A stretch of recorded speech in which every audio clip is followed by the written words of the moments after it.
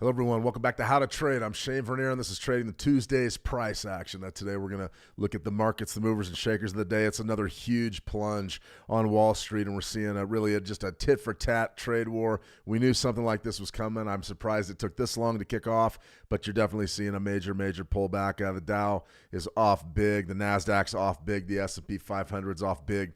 The U.S. equities indices are getting smashed.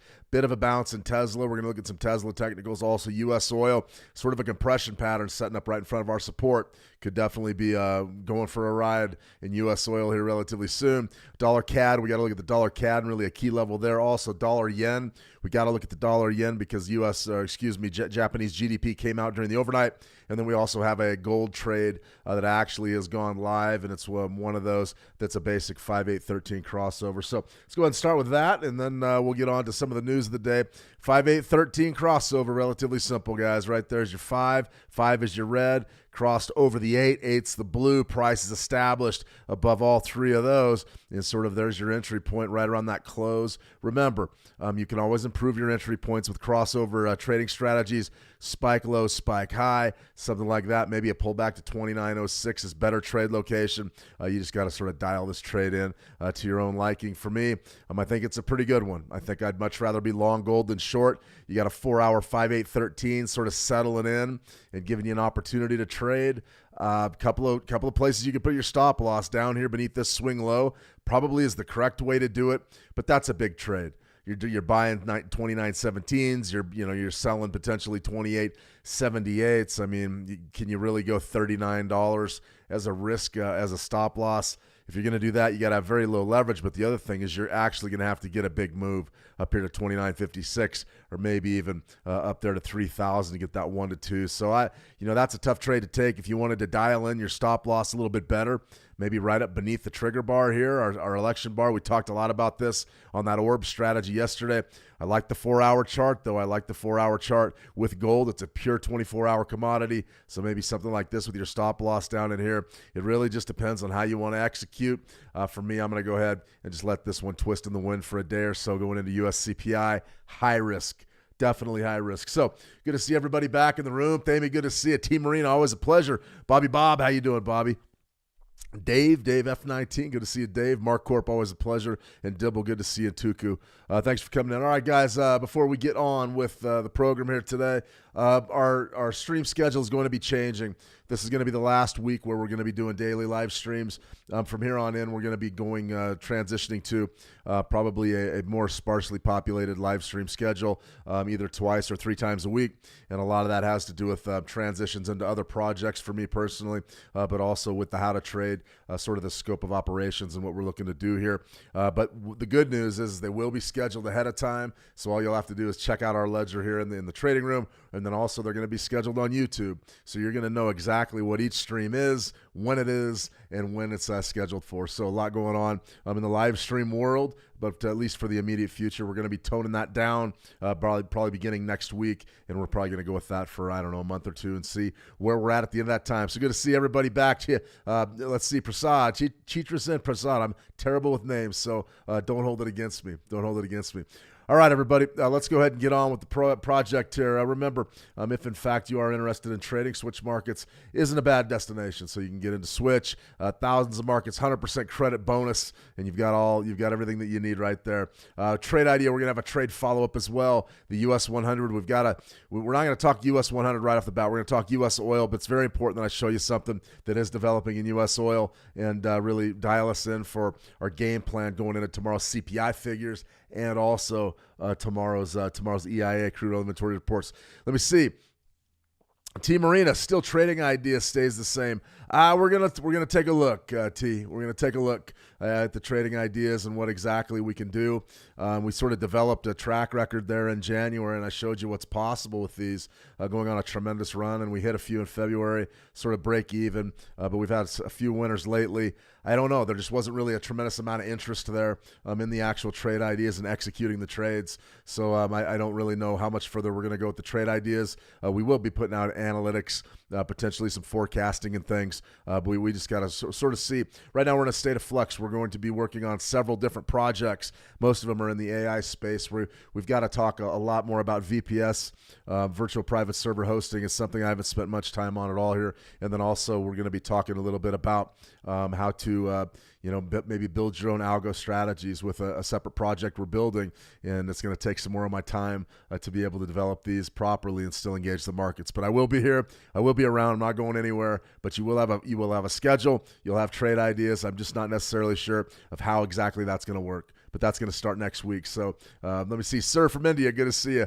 Let me see. Mahid, hey, Dari, good. Hello. How are you? All right, guys, let's get on with the program. Trade follow-up, U.S. oil approaching major long-term support zone. I've been harping on this level and just harping on it over and over and over again. That trade idea right there is a 64.79 buy.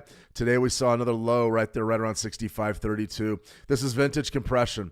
This is a vintage compression pattern.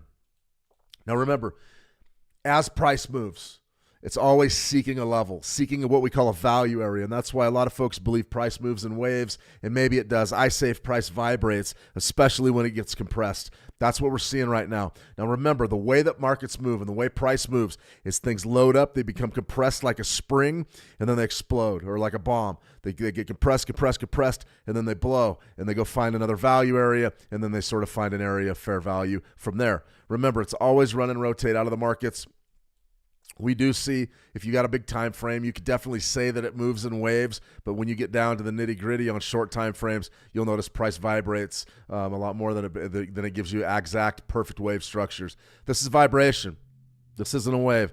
Daily, what did we have? We had a low that developed on the 5th of March. The low down there was 65.25. Then we had a compression. Then we broke. Then we sold. And now today we've got a doji. This all has to do with the bidder stepping in and protecting that 65 level. Now remember, our key zone for this trade idea is 64.56 is really our hot zone, 38%, long-term monthly 38% level. But you have to understand that when the price loads up in front of that, there could be a breakout imminent. And if, in fact, the breakout does develop and we take out that zone, then we're not just going a little bit lower. We're going a lot bit lower. So be very, very careful with this U.S. oil trade. Normal leverage. Don't bet the farm on it. I don't want anybody betting the ranch or betting the car or the house or anything on it. Be patient. Let this market come to you. We're still in there from about a 64.79 buy. I still like it. It really will take something major for us not to get any sort of love and get at least a 75-cent bounce out of that. It'll have to be a major, major move. Do we get it tomorrow on CPI? It's possible. Big day for crude oil tomorrow, CPI, and you have the EIA crude oil inventories report. Very touchy time to be trading crude. If you don't want to trade it, I don't blame you. It can be very difficult, that's for sure. Let me see, Emmanuel, it's raining here. Good evening. Good evening, Shane. Yeah, it's a pretty nice day here. I've got about 11 o'clock a.m. my time. Looks like it's going to be in the mid-50s today in Dillon, Montana, so I'm excited. Might get out and get a little jog in later today. Definitely got to hit the gym. It was a long winter, and I'm feeling about 10 pounds too heavy, so I've got to get in the gym and maybe cut a little weight. So I'm looking forward to getting outside, though. Springtime in the Rockies, springtime in Dillon in the Rocky Mountains is probably the best time of year. The falls are good too. I like the falls too. I like the summer too. All right. That's all pretty good. In any case, that right there is going to be your U.S. oil. U.S. 100, no question about it. This is the story right now. Cats living with dogs. A lot of people believe the world's ending. Why? Because you have new Trump tariffs rekindle market rout. Now, some believe that this has to do with the tariffs. You can see right here, we had a big, robust announcement yesterday from Canada, from Mark Carney, saying, okay, I'm going to go ahead and double my energy export tariffs from Ontario. And it doesn't really mean much. I mean, it's a token. But what I would say is this is tit for tat. This is escalation. This is how trade wars work. Oh, yeah, you do this, we'll all do this. You do this, we'll all do this. And at the end of the day, Canada's going to be on the short end of the stick, especially if you see these tariffs go higher, higher, and higher. The United States is the largest importer of many, many of their goods. And what you'll see here is this is going to get ugly for a while. No question about it. What does all this mean? It just is injecting fresh uncertainty. People are squawking from all over the world. They hate the tariffs. They don't like it. And right now the markets don't like them either. I don't know that this is why we're seeing the markets fall out of bed, though. I really don't know that. I think it's more along the lines of Geopolitical uncertainty. Remember, you've got the Saudi Arabia peace talks. Those are starting up.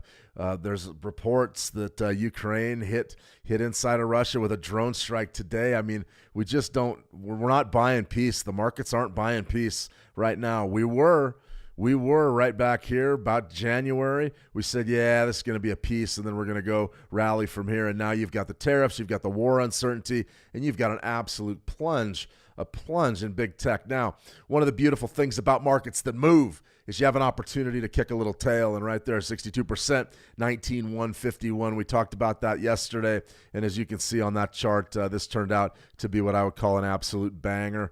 We called it relatively spot on yesterday. Shortly after the electronic open, bang, price went right down there. We got a little bit of a hammer. Always watch for these formations.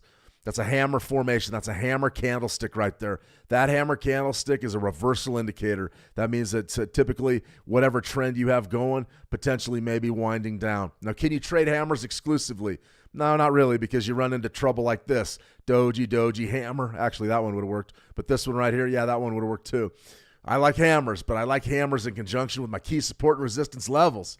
That's what it's all about. So right there, there's a hammer, there's a rally, and you got something pretty good going on there. So I'm watching this closely. I think that zone right there is absolutely huge. I cannot stress how important that level is.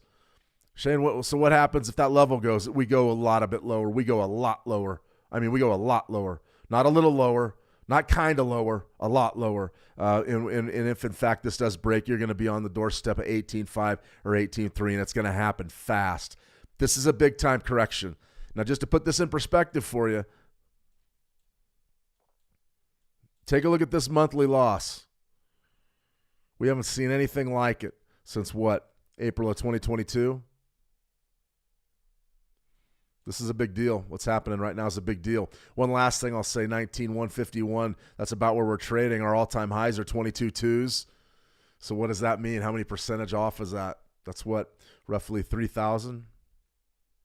Somewhere in there. So what's 3,000 divided by 22? 3 divided by 22. Anybody? Quick math. It's 13%, 13.6%. That's a correction. You're officially, if we close this month down and this price remains where it's at, you will officially be in a bear market. You will have pulled 10% off of the highs, and that's what constitutes a bear market.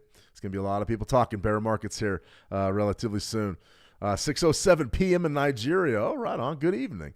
Let me see. RH. Hello, Shane. How are you keeping? I'm doing pretty well, RH. Thanks for asking. Feel good. Feel ready to trade. Feel ready to make some money. These markets are trending, though, and don't get in the way of trends. Be careful. This right here, Tesla. I'm not a buyer yet. A lot of people are piling into Tesla right now. We've got about a 2% bump. Be very careful if you're looking to buy some shares. If you're going to put your lunch money into some Tesla shares, be careful. The world is lining up against Elon Musk right now. They're firebombing Tesla dealerships here in the United States. There's a lot going on right here on this chart, and none of it has to do with Tesla's core business. It all has to do with politics. There's a lot of shorts coming into the market. There's a lot of powerful people lining up against Musk and Tesla. I'm waiting. I don't want any part of this. I thought 78% at 24.50. When that gave way, you came off another $25 and you did it fast. This area right down here, 181.98. Why would I say that that's the key? Take away everything else. If you're a smart money concept trader or you believe in order blocks and things of that nature, that's not a bad demand zone. Look what you had right there. You sort of had a bit of a little bit of a doji, and then we finally broke. You pulled back right to this zone. The bidders were there again. That's the area that I'm watching. So if I was serious about bidding this thing, 180 to 185, I want this thing to come off another, $25, another $35. You say, Shane, that's a long ways. Yeah, it is, but this is a fluid situation. The markets are in absolute free fall. It's very, very possible to grab a nice trade on Tesla in a really nice bargain basement buy. A lot of folks are going to be saying, okay, I'm going to wait for that swing low, which is down there at about, 138.80, and then you're going to be looking at maybe at that swing low, which is down there at 101. You're not going to get those. I would be shocked if the big institutions let their egos get in the way of making money. I would definitely see this zone right in here, this value area, that order block probably is going to be your long-term play from 180. If you don't get it, Then you start talking about getting back into this range back here before Elon became a big star, back when Tesla was just sort of who wants a Tesla, and then it just absolutely exploded from there. I'm watching this relatively closely. This is a big deal. It's all anybody's talking about on Wall Street. Tesla, Tesla, Tesla, Tesla. That's where I'm bidding. So definitely want to take a look at that and be very, very careful. Now, if you're intraday trading right here, if you're an intraday trader, you can see we've already really established how bad of a month it's been for the U.S. 100. Let's go to E-mini NASDAQ futures. You'll see it's the same thing. It's the same thing except what? We've already taken out that 62% retracement. That means that we're anticipating more pain. More pain is going to be coming probably the NASDAQ's way. Let's go ahead and step up to the plate here with an intraday chart and see if we can find a trade. Remember, we hit that orb trade the other day. We hit it beautifully. What can we be doing today? It's tough trading. 7:30 a.m. opening bell, ding, ding. Look where we retraced to. This area, what once was support, now resistance. That's the top of this market. So we are very, very, very bearish. Yet something like this, really a double top that developed here on our open. And let's say if in fact you were looking to trade that orb that we talked about yesterday, that orb strategy, 30-minute chart, I highly recommend that as your time frame. We're going to go be exact. You don't have a trade. Do you get the trade right here? That will be your breakout. Essentially, getting established below this range, and it's a big range, that would be your short. So something to think about there if you're looking at the orb. For me, what if we want to be more aggressive? What if you're saying, Shane, this thing's sort of in a free fall right now. Let's see if we can get a trade. And I'd say, well, 5-minute chart, not bad intraday-wise. What do you have right here? It's not going to work. I was looking to get a Fibonacci right from this zone here to this zone here and maybe a sell. 5-minute chart won't work. How about a 1 minute? You don't want to do it. See that? The market just flattened out. You got to wait for another leg down and wait for this market to trend a little bit before you can start talking about selling retracements and sort of getting involved that way. As far as using your 30-minute chart, what could you do? It's not the best price action. It's not clean. Current wave, you could do something like this. You just need a bottom to set up. So if you got to pull back off of current lows, right up there to 19,376, 75. That's probably a relatively safe trade to take 5 to 8 ticks off of. It's not a bad trade. It's not the best trade. It's not a bad trade. All right, let's get on with another futures contract. I know a lot of you trade futures. I get more and more folks saying, hey, I trade futures. We'll take a look at this one. 30-minute chart, and this is your YM, your E-mini Dow. This is Dow Jones Industrial Average, something like this. Opening bell, ding, ding. What do you have there? Your opening bell, you're still short off that orb right there. What do you got? Same basic thing. If you're going to take a Fibonacci trade, it would look something like this. Right off of that swing low, and then that would be your short. So let's go ahead and line this trade up, and we'll just sort of let it sit there for a little bit. We go limit trade, sell order, 41,421 is our level. I always like to shade, so we're going to go 41. Let's see, 41,415. We're going to shade that one 6 ticks. As far as my take profit and my stop loss, let's go ahead and dial something in here. Let's go with a 15, and our stop loss here, let's go with a nice 15 ticks. So that'll take us up to 30.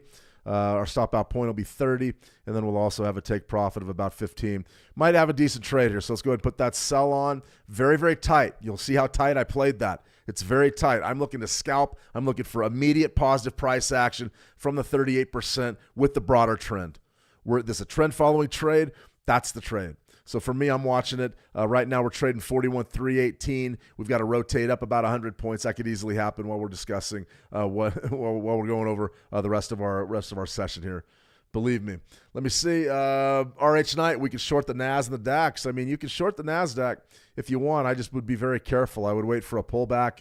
One of the bad things about something like an orb is sometimes that opening range is really big.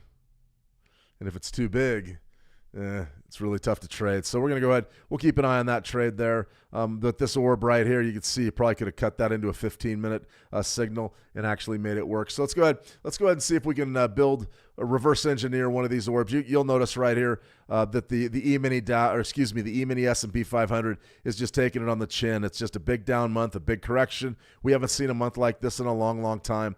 On the futures contracts, we've never seen it since this one's been on the board. So if I'm trading right now, I want to be short, and I don't really have any – there's no question about it.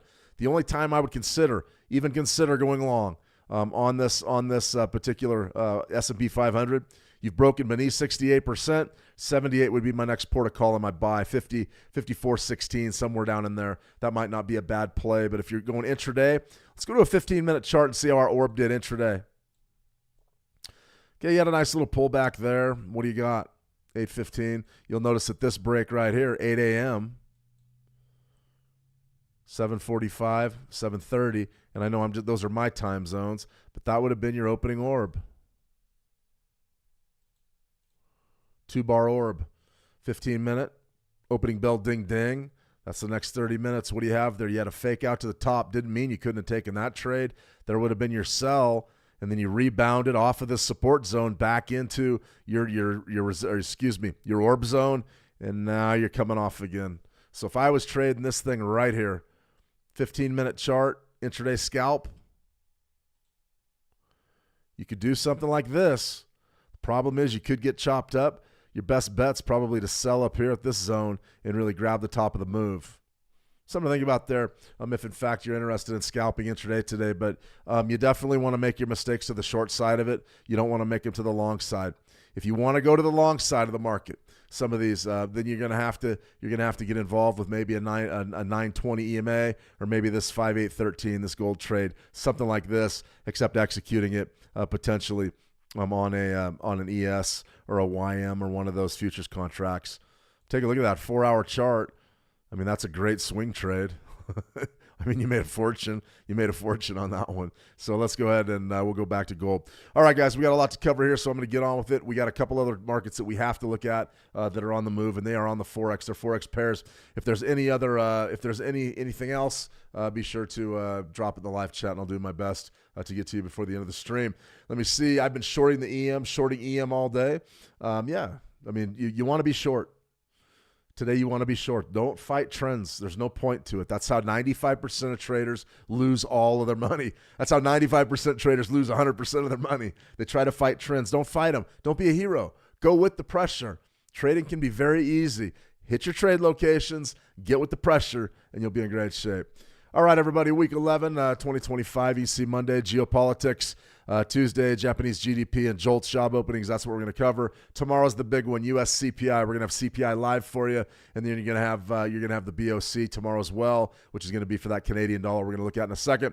Thursday's US PPI and our weekly jobless claims, and then Friday's No Donation Friday. Nothing scheduled for Friday.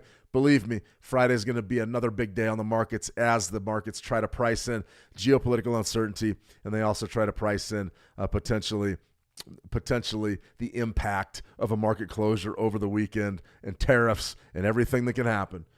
It's going to be crazy. Friday is going to be crazy, in my opinion, even though there's nothing scheduled. That's why we're going to take half of our money home with us. Remember, Switch. If you're going to trade any of these things, you want to get on Switch. Tuesday, Wednesday, Thursday, psychology. It's all systems go. We're trading hard. We're not hardly trading. We're trading hard. Tomorrow will be the same. Thursday will be the same. Trade your plan. Make your money. Hit your P&L for the week. This 72 hours is the time to do that. Now, news of the day. What happened today? Well, there's a lot happened today. Japanese yen has been sort of all over the map, and that's because their GDP report came out in Japan. Now, remember, Japanese, the BOJ, they're raising interest rates over there. They're very, very hawkish, trying to go after what they would call a very severe and persistent inflation problem. This GDP number came down a little bit for Q4. That shouldn't really surprise anybody. Shouldn't surprise anybody at all, but it still grew quarter over quarter, just missed expectations. That's what I would call a throwaway number. It's better than it was, but it's not quite as good as what we thought it was going to be. Is that really going to shake the markets up? Not really. I'm looking at the GDP price index, though, 2.9%. Prices in Japan continue to rise. They continue to rally. That's absolutely huge. Absolutely huge, and something that we need to keep an eye on when we're trading our yen. So, dollar yen, what do we got right here? You have a daily chart, spike high to a spike low. We had that was a 4-hour level we did earlier this week, but this zone right here is a big one, 147.93. That 148 level is big time, absolutely big time topside resistance. Go down to a 30-minute chart, and you can see just how volatile this market's been since really the GDP numbers have come across. Got the GDP somewhere in here. This was during the U.S. pre-market. We rallied right up there and failed miserably at that level, at that 148 level. The high right there is 148.11. High right there is 148.12. Since then, we've come off almost 100 pips. That's a big-time zone. I mean, that's a big-time resistance zone. Probably a level that we should have put out yesterday, but I didn't really see it. We were looking at U.S. oil. In any case, coming off big there. If, in fact, you want to trade this thing, I think you want to be bearish. I really do. I think you want to be bearish. If you wanted maybe on a 4-hour chart to try to buy this bottom down here, this area, this demand zone, which sort of bounced off of 146.50, you could probably get away with doing it. I wouldn't. I think it's too aggressive. I would wait. I think if you get a chance to sell 148s again, I wouldn't have a problem doing that tomorrow with CPI. But the big question is what kind of shapes the yen in, from a macro perspective. This is what we need, where we need our good levels, and we need a trade to present itself. And it's really hard on this chart. It's really hard because we took that swing low out right there, and now we're just trending south. And the question is, where do we stop? Well, I mean, that right there is going to be your low from September. That's going to be your high from January. It's a decent wave. What, about a 6-month wave or so? Not even a 6-month wave, a 4-month wave. I don't like it that much. I don't. But right there, you've got a Bollinger midpoint, a monthly Bollinger midpoint, which is right at 146.93. Okay, you've got right there at 146.90, and we're at 147. I'm not scared. I can tell you that. I'm not scared to send them long. We need to put on a position, though, if we're going to do it. Okay, so let's say we just made that trade and we bought that macro zone because we have converging indicators. How are we going to manage it?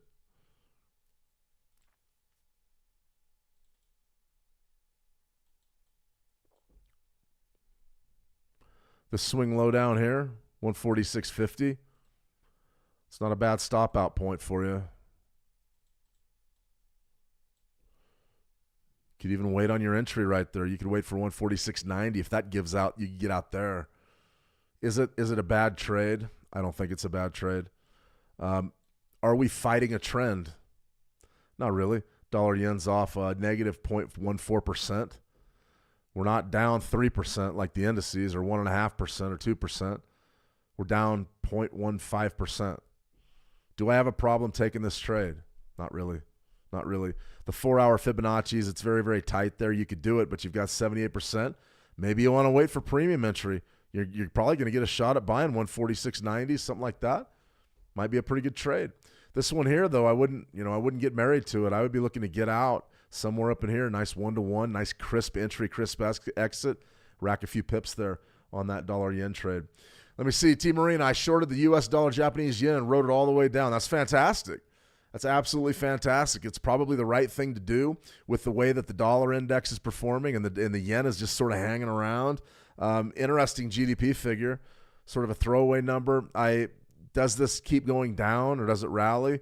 I don't think it's bad either way. I think you could make money to the long from here, and if you wanted to short it, you could. I just would be very, very, very careful at 146.90 because it looks to me like this area is starting to set up as maybe an area of intermediate term bottom, or at the very least an area of fair value.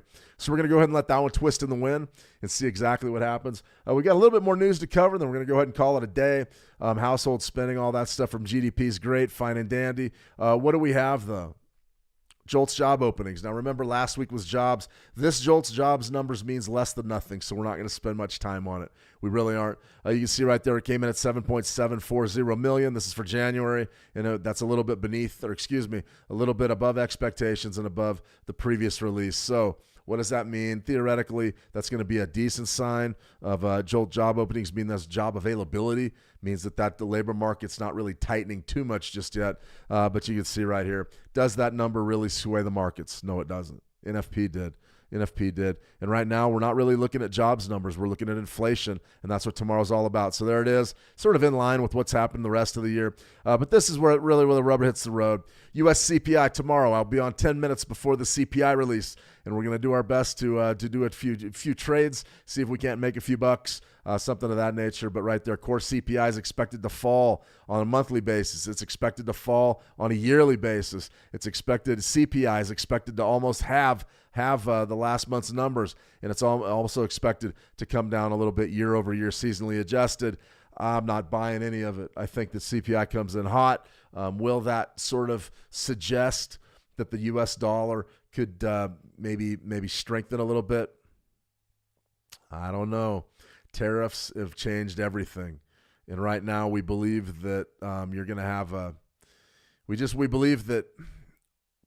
believe we don't know what's going on, and tomorrow's CPI number, I expect them to come in hot. I don't expect them to fall. I'm looking for them to come in hot. What does that do to the dollar? Well, we don't really know. We remember we started to price in that May rate cut after Congress introduced legislation to pull the Fed's charter, which is unreal, unbelievable. What happens if it's hot? Theoretically, we should be raising interest rates, right? I don't know. I think that the dollar's not going to do anything based on the CPI number, but what is? Stocks. If this comes in hot, you're going to see stocks even go down even further, because that means that the rate cuts that could save the day aren't on the way. This is a big number. I expect it to be bad. Maybe I'm biased. I just went to the grocery store the other day. Didn't really like how much I had to spend to get just a few things. But, I'm preaching to the choir. Believe me, I know you guys know. You know how bad it is there. U.S. dollar, Canadian dollar. This is a biggie too. You got BOC. You got the BOC tomorrow. There's going to be a lot of tariff talk out of the BOC. There's going to be a lot of saber rattling. I don't know what they're going to do with policy, to be real honest with you. I don't think anybody does. But Bank of Canada, that's a big one. Crude oil, sort of an inflection point. That's a biggie. And the tariffs, the back and forth tariffs, have made the U.S. dollar, Canadian dollar incredibly difficult to trade. But there's a lot of action in there. This level right here was one that we've been outlining for quite some time, 142.72. As you can see, what we had here in the last few days is we had a beautiful test of that zone, bang, and then we rallied right off of that. So if I'm trading the dollar CAD, right now we're trading about 145, down there at about 142.71 is a pretty good zone. But take a look at what you have here. Now, this is one of the things, my TPO charts won't work for Forex, I don't believe. That's not really it. All right. The shaded area is the point of control. So we got a point of control, and that's an area of fair value. So think of it as an area of real heavy trade. That zone right there, if you're trading a TPO or a time price offering or maybe a market profile approach, the idea is that those areas sort of act like magnets before they act as support or resistance. So right here, you can see we're trading right where we did the 4th of March, but we're moving higher. We could definitely see a move up to that zone, which is 146.74. Now, I would almost expect it, and that can be confusing, so let's take it off. I would almost expect it because there's a few things that happen in the markets. And it's really important that you understand. Number one, price points are debated. They are debated. Not much happened up there. There wasn't much liquidity in the market. The sellers dominated. You saw a tremendous rally, just a big time open up there after the tariff war got going en masse, and then you saw the big sell-off. I kind of think we're going to go trade in that zone. Now, why would the U.S. dollar be gaining a little bit on the Canadian dollar? Number one, a lot of us believe that crude oil is going to crash. That's the first thing. And number two is tariffs. The Canadians, the Bank of Canada has been cutting interest rates. I don't know that they're going to be able to do that with the tariffs. We've got to wait and see. And I think that it's going to be a real challenge for this market to really get any downward trajectory. I would want to be long if, in fact, we were going into tomorrow's trade. And just remember, this is a real high-risk trade with CPI on deck, but maybe a pullback from the current swing high, which is it's not a swing high, but an upper extreme right now. 145.20 is sort of our high. We're about 20 pips off of that. If we come back down maybe to 144.15-ish, that could be a great trade, but we're still way off of that. If you see a big-time move, what I would like to see potentially would be another opportunity to bid down there at like 142.79. We just aren't anywhere near that yet. Tremendous volatility facing the dollar CAD. It's a big deal, a mover and a shaker for sure. All right, let's go ahead and just sort of check in on some of our trade ideas. This one right here, you can see it's already off the board. What you would have to do is just keep adjusting your entry point like that. So your new sell would be just beneath that 38% level, somewhere right in there. And you can see that that would be something like that would be your trade. Interesting. Selling pullback so the rest of the way, though, on the indices. There's no question about that. As far as, let's see, E-mini S&P 500, I mean, this is an absolute voracious trend. We're starting to fall even more right now, and that's an absolute huge deal, guys. It's a huge deal. It means the trend's strong. Don't try to be a hero and buy this thing. Just sort of warning you. See that? Even trying to sell with the pressure stuff, real choppy. But right now the Dow is just getting hit right on the head, and I'm down 675. S&P 500 is getting blasted. The NASDAQ sort of getting blasted. Let's take a look at our NASDAQ. Something like this. I mean, we just can't keep up with the price action here. Pure price action play. This would be it. 30-minute chart. You just keep working it down as the market falls. You just keep working it like that, and then looking to sell right from that 38%. But yeah, you'd want to be aggressive here with a 30-minute chart. If you get any lower than that, it's going to be a bit of a challenge. All right, let's take a look at our gold chart. Gold's sort of hanging in there. You got a real tight doji. This one's probably just going to trade sideways until CPI, but our 5813 tells us to have the long. And then our U.S. dollar Japanese yen, and we look like we got a pretty good little entry right there. We're going to go ahead and see what happens here. You got to stop yourself out, though. If you're going to let it really twist on you, 146.50's got to be the bottom. That's got to be the max you let this thing draw against you. And more than likely, if you don't hold this area, I'd probably be looking at 146, maybe 79s is being legit. And you can see we just lost our data feed, so they took that. We got disconnected. Yeah, there you go. Something like that. All right, guys, I'm going to go ahead and sign off. A tremendous amount's going on right now in the world. There's a lot going on. We had an oil tanker explode. I think it was loaded with jet fuel, a U.S. one. We had a boat collision outside of Scotland, off the coast of the North, or up in the North Sea, off the coast of Scotland yesterday. Nobody knows how it happened or why it happened. Just the radars went down. There was another plane crash here in the United States. You've got bombings inside of Russia. I got a bad feeling about this stuff. I got a bad feeling that something big's coming our way, and I'm seeing that by the market. You'll notice our volatility index is up around 28.7. This is a major, major, major correction. Don't get caught with your pants down. Don't try to pick the bottom of these markets. Be very careful and coordinated. If you're going to try to pick a bottom, that 920 EMA with RSI, you could probably do that on short time frames. But just remember, you're counter trend. You're just trying to pick a bottom, and that can be problematic in many different ways. All right, guys, that's a wrap for now. Remember, the rest of this week's going to be business as usual, as scheduled. We'll be here every single day. Tomorrow, CPI Live. That's the big one. Bright and early here in Dillon. We're going to get up. We're going to trade it. We're going to be looking at some of our strategies. 5-8-13 scalping. We're also going to use some Fibonacci scalping and probably a 9 EMA with RSI. So you guys come on back, and we will see you then. Team Marina, the price of eggs is embarrassing. Embarrassing. I don't know how much it is where you are, but I saw prices upwards of $10 a dozen yesterday in the store. Absolutely unbelievable. Absolutely, Bryn, you're welcome. You're welcome, Thamy. All right, guys, have a fantastic session. Trade the action well, and we'll talk soon. See ya.